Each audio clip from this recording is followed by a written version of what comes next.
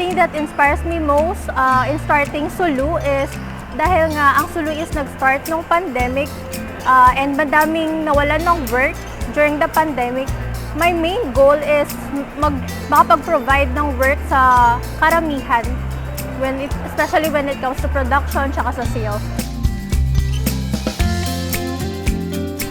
Maya Paldo, Light Fairies. My name is Yvonne Pamintuan. I am the owner of Sulu Candles from Mabalacat, Pampanga.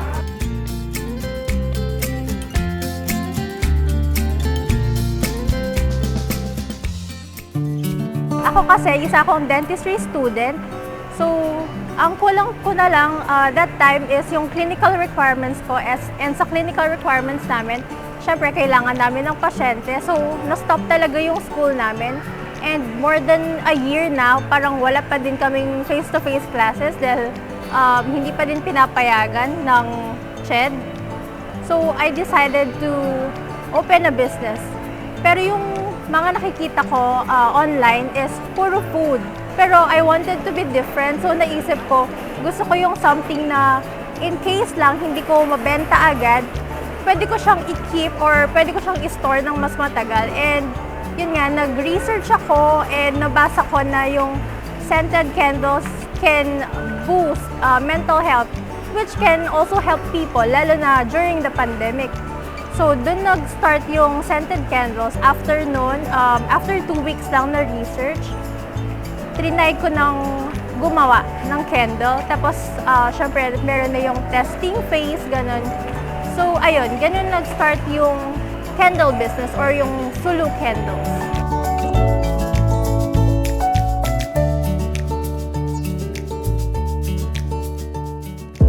Sulu is actually a proudly Kapampangan brand. Sulu is a Kapampangan word which means light. Para sa akin kasi, light signifies hope. Lalo na nung pandemic, parang ang daming nawawalan ng pag-asa. So, yun yung naisip kong name para sa candle business. So, yung sa first time ko na paggawa ng candle is actually sobrang hirap. Kasi hindi ako nag-aral talaga kung paano gumawa ng candle. Based on purely research lang talaga yung ginawa ko sa paggawa ko. May mga nasayang na pera, may mga nasayang na raw materials para lang makuha ko yung parang tinatawag ko na parang perfect mixture para sa akin. Kung yung mixture, kung saan ako magiging comfortable. Tsaka, syempre, magpo-produce ng good quality product. And ayun nga, na-enjoy ko siya kahit may mga failures. At least, yung mga failures na yun, natulungan ako to improve more yung product ko. So ayun, na-enjoy ko talaga yung entire testing phase ko, although mahirap. May mga certain temperature kasi na kailangan i-achieve. So bawat scent may kailangan na hanggang ganitong temperature lang siya dapat. May mga scent na dapat mas mataas. Meron ding kaming parang percentage na ginagamit sa mga oil namin na yung ibang oil is dapat hanggang maximum of 10% lang. May mga oil na pwedeng hanggang 12% lang or yung iba is lower. So, kailangan talagang i-test lahat ng oils tsaka different kinds of wax para ma-achieve yung magandang product.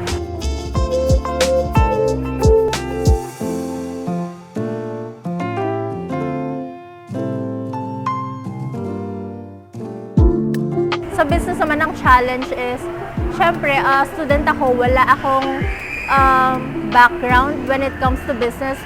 As in, sobrang trial and error lang. Pero, yung mga tita ko and yung mom tsaka yung dad ko, tinulungan nila ako. Lagi nila akong binibigyan ng advice on how to properly handle my business. Tsaka kung paano palawakan yung parang setting or yung knowledge ko talaga when it comes to handling business. Okay, so ang tumutulong sa akin sa business ko, yung mga katuwang ko, syempre, number one is yung parents ko na super supportive. Also, my family, tsaka yung mga close friends ko. Actually, sila ang mga first client ko. Sila talaga yung sumuporta sa akin sa business ko. yung first batch ng mga candles ko, ang mga bumili is yung mga best friend ko, tsaka yung mga tita ko. So, sila talaga.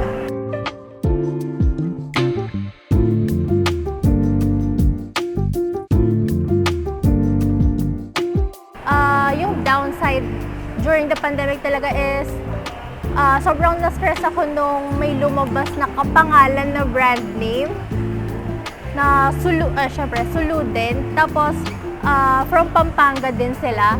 So, ginawan ko ng paraan kasi alam ko naman na mas nauna akong nag-release ng products.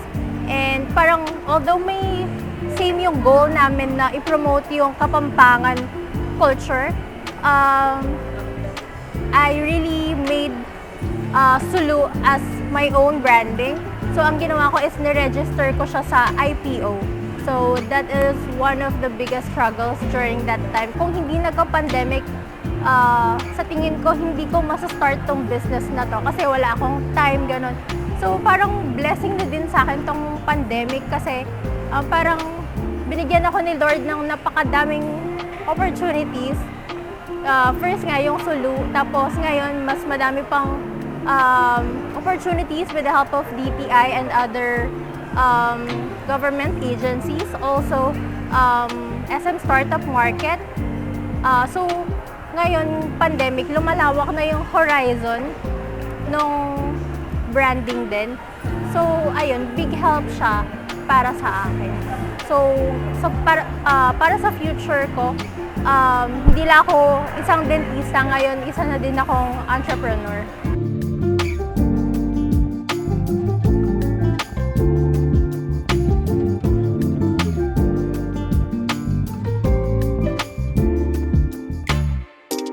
What I love the most in making candles is syempre yung parang napag-eksperimentohan ko yung different scents, yung pwede ko siyang i-mix, yung two different scents.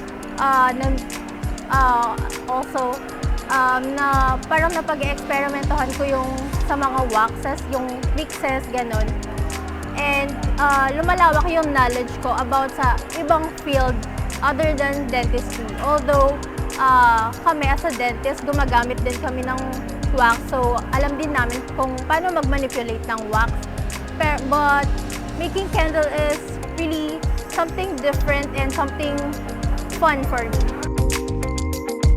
Yung sa paggawa ng candles, tsaka sa dentistry, aside from wax, is yung sa mga mixture. Kasi sa dentistry, syempre may mga ginagamit din kami mga chemicals, mga mixture. Ganun. So, parang nagagamit ko din yon. And yung syempre sa dentistry, yung sa ngipin, parang titignan namin kung paano namin mapapaganda yung ngiti ng isang tao. Ganun din sa candles, parang tinitignan ko kung paano ko pa mapapaganda yung products ko, paano ko parang ma-elevate yung products ko, paano ko siya gagawing maganda, yung designing niya, kung kailangan ko bang mag-add ng mga parang toppers, mga designs, ganun, mga flower tops. So, yun yung connection ng making candles tsaka dentistry.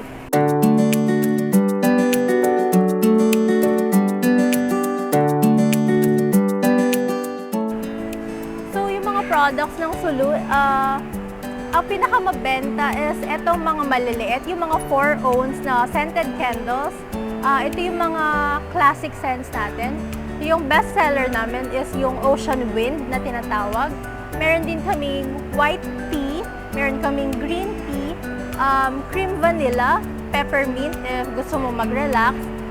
If you want to have a good night's sleep, meron kaming lavender. Tapos meron din kaming mas malaking mga jars, like this one. Meron din kaming mga bagong scents. We have sandalwood, oud, green bamboo, roasted coconut, and we also have a new product in a new jar. We have the deluxe scent. This is cherry blossom, and we have this one, the Joe Malone inspired scents. So we have wood sage, we have peony and sweet. We also have Earl Grey and peony. Ang ginagamit namin to melt the wax is double broiler. Pero ngayon, meron na kaming ginagamit na wax melter para mas mabilis yung production. After ma-melt ng wax, incorporate na namin yung fragrance oil na ginagamit namin.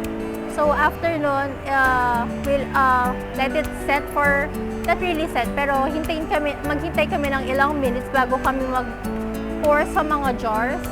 So after mag-pour sa jar, yun na, we'll let it set for 1 to 2 weeks para mas ma-absorb nung wax yung fragrance oil. So para mas mabango siya. Ito po yung fragrance oil na ilalagay natin dito sa melted wax. So na-measure ko na po yung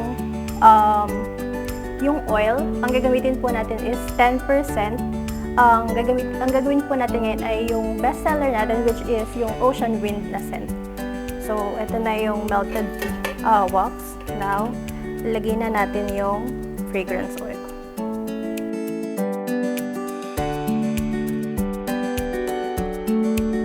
Na-prepare ko na din yung mga glass jars natin. Nalagay ko na din yung wick natin. Pag nagpo-pour, dapat slowly lang yung pagpo-pour, wag biglaan to avoid yung formation ng bubbles.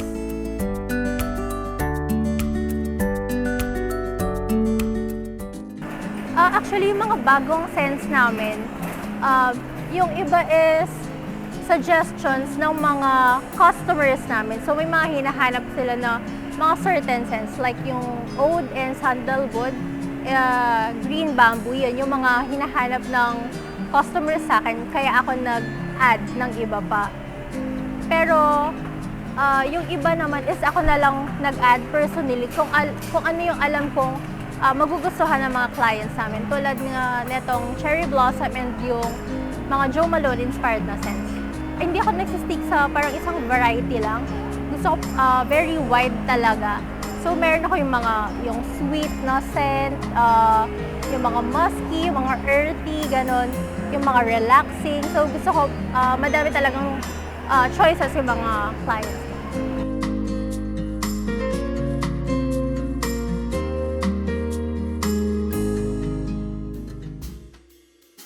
My personal favorite is yung Peony na Jo Malone kasi yun din yung ginagamit ko talaga na perfume ko, personal gamit ko.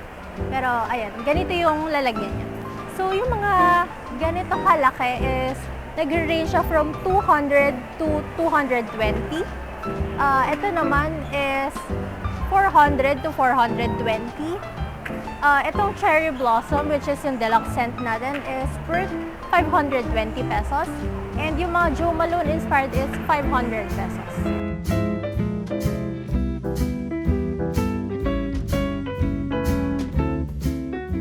Pero yung mga ganitong klase ng jars, yung iba, binibili nila to, tapos nire-reuse nila. Kasi after, pag naubos na yung candle, pwede mo siyang buhusan ng hot water. So, para ma-melt ng konti yung parang konting remaining na wax. Tapos, pwede mo na siyang hugasan with dish soap. Then, pwede mo lang i-reuse. Ang plan ko sa Sulu, since I am a dentistry student, kaya plan ko pa rin i-pursue yung pagiging dentista ko. At the same time, syempre, i-continue ko pa din yung candle business ko. Actually, plan ko na mag-open ng iba pang mga physical stores kung papalarin sa iba pang mga areas na outside Pampanga naman, ganun. We have a physical store at SM City Clark Startup Market. We are planning to open a permanent kiosk at SM Clark. Also, I am planning to open my horizons to other parts of Luzon muna, like Baguio, Manila, ganun. I am inviting everyone, especially you Light Fairies, to support local chandlers, not only Sulu, but everyone in the candle industry, to please support local. And you may also message us for, if you want to open a candle business, you may message me for advices. We offer customized candle services. Also, we are open for souvenirs and giveaways. You may order our candles via our Facebook and Instagram page. We also have a Shopee account. Just search sulu.candles.ph.